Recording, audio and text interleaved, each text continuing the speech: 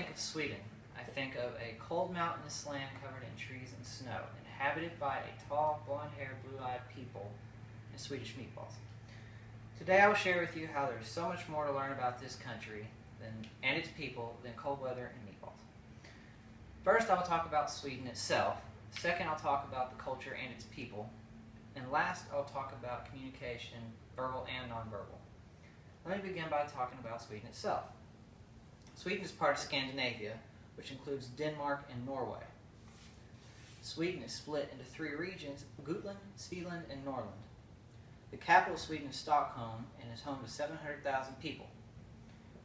Sweden is surrounded by the Baltic Sea, the North Sea, Finland, and Norway, according to Regions of Sweden section in Charlotte-Svensson's Culture Shock, Sweden. In the north, it's a mountainous terrain with large rivers, and to the south, it's flatter with hills and lakes. The climate depends on the region of the country you're in. The Gulf Stream has a warming effect in some areas.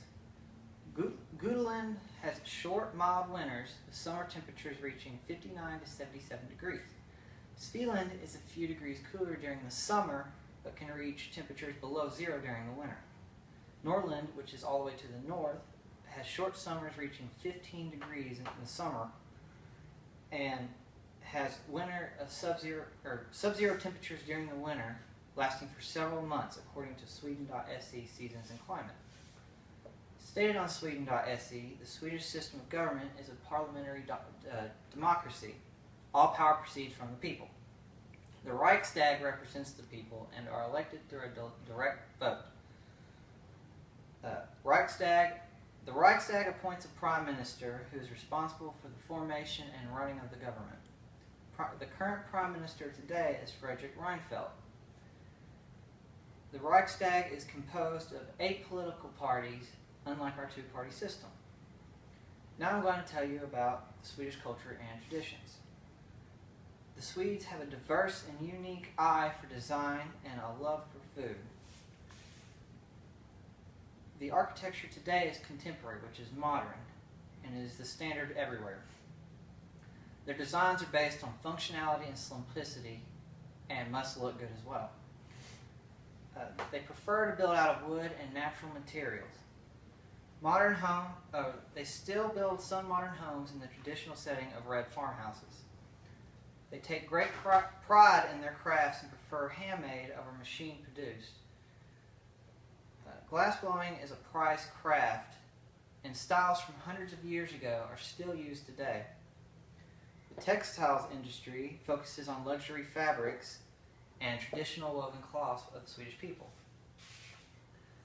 Swedes have a unique taste for foods and sweets. They have holidays just for eating sweets. It's a large part of their culture. On Thursday, they eat pancakes and pea soup. It's a tradition. A smorgasbord is a traditional Christmas dinner with a pig's head in the middle with herring, potatoes, and bread. And it's an honor to be invited to one. The Swedes love sports and outdoors. It's a large part of their culture.